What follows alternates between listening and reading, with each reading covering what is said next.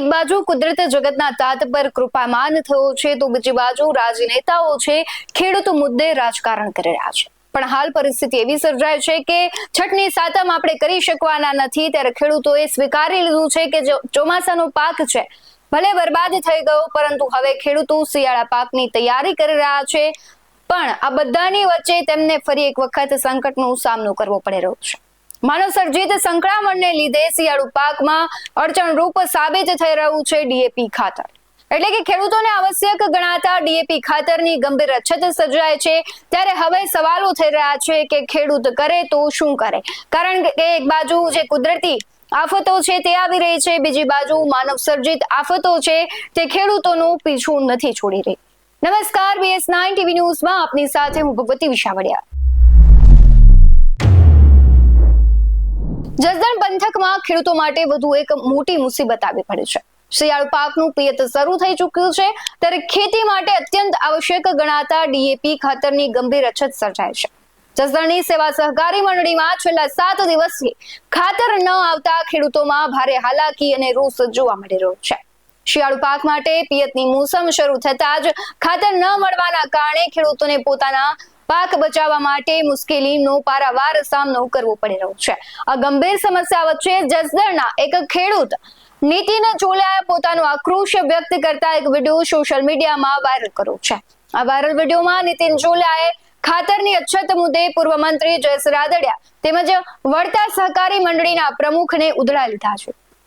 તેમનો આક્ષેપ ડાયરેક્ટ જયેશ રાદડિયા પર છે। તેમણે કહ્યું હતું કે વિસાવદરમાં ચૂંટણી સમયે જયેશ રાદડિયાએ રાતોરાત ડીએપી જે ખાતર છે તે મોકલાવ્યું હતું, તો શા માટે હવે નથી મળી રહ્યું? ખાસ અત્યારે ખેડૂતોનો ઉભો પાક છે, શિયાળુ પાક છે, હવે તે લેવાના છે, ત્યારે જરૂરિયાત ડીએપી ખાતરની છે, તો હવે કેમ મળી નથી રહ્યું?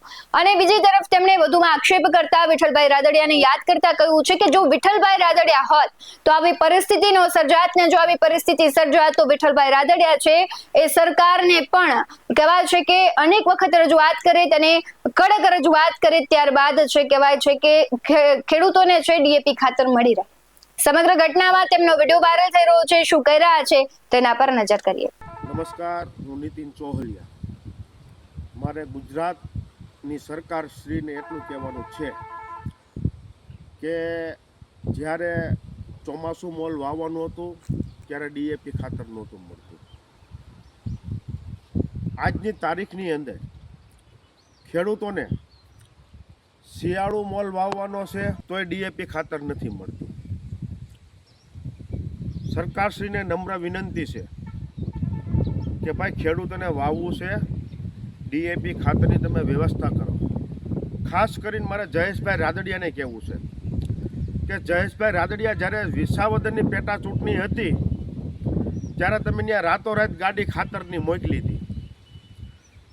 તમે ખેડૂત આગેવાન છો જયેશભાઈ, તો આજે આખા ગુજરાતની અંદર ખેડૂતોને વાવવું છે તો ડીએપી ખાતર નથી મળતું।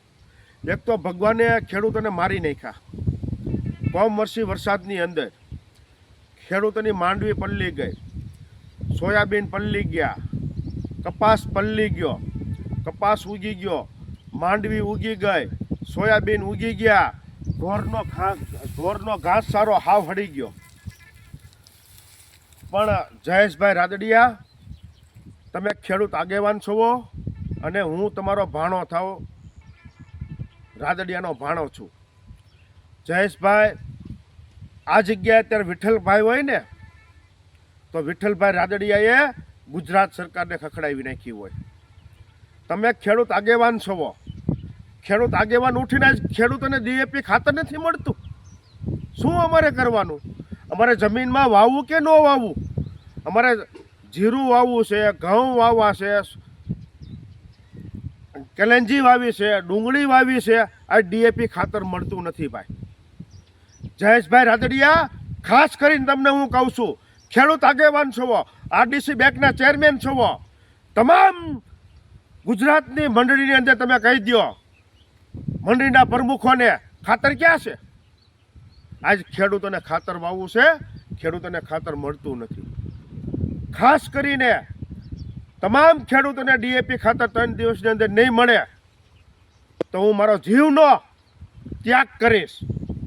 અને આ ગુજરાત સરકાર જે ભાજપની રહી, ભૂપેન્દ્રભાઈ પટેલની સરકાર,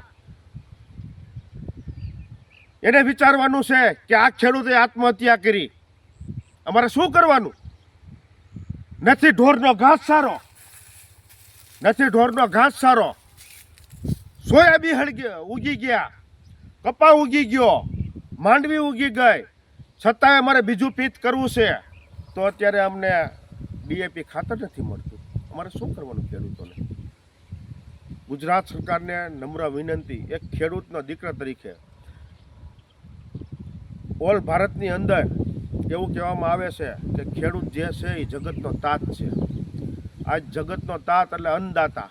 આજે અન્નદાતામાંથી આવો અન્ય સર ન ચાલે સાહેબ. તમે તાત્કાલિક પગલાં ભરો અને ડીએપી ખાતર આપો.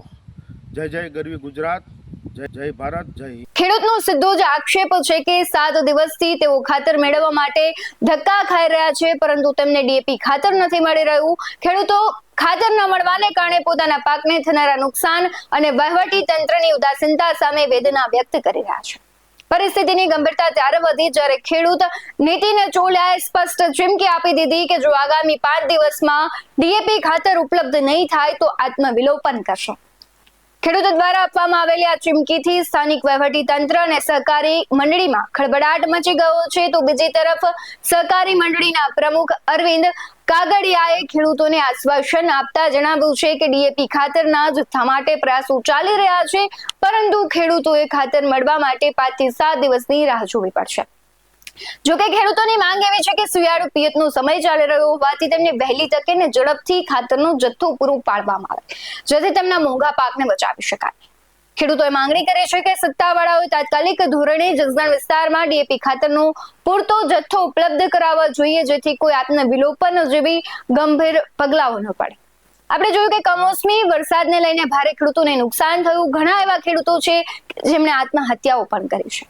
ધીમે ધીમે ખેડૂતોની સમસ્યા છે તે વધી રહી છે. ખેડૂતો પગલા ભરવાના વધી રહ્યા છે.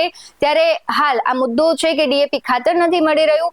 ખૂબ મહત્વનું જે પાક માટે ડીએપી ખાતર કહેવાય છે તેની અછત સર્જાય છે કે પછી આ માનવ સર્જિત અછત છે, તે એક મુખ્ય સવાલ છે. અને સૌ કોઈ જાણે છે કે છેલ્લા ઘણા સમયથી ખાતરનો જે મુદ્દો છે, ખાતરની જે અછત છે તે સર્જાઈ રહી છે. ખેડૂતો અનેક વખત આ ઘટનાને લઈને, આ સમસ્યાને લઈને રજૂઆત કરે છે, પણ તેનું સોલ્યુશન આવતું નથી. તમને શું લાગી રહ્યું છે કમેન્ટ બોક્સમાં જરૂરથી જણાવજો. આવા જ વધુ અહેવાલો સાથે ફરી મળતા રહીશું. તમે અમારી યુટ્યુબ ચેનલને સબસ્ક્રાઇબ કરવાનું, અમને ફેસબુક અને ઇન્સ્ટાગ્રામ પર ફોલો કરવાનું ભૂલશો નહીં. બાકી અવનવી અપડેટ્સ મેળવવા માટે આપ જોતા રહો GS9 ન્યૂઝ. નમસ્કાર.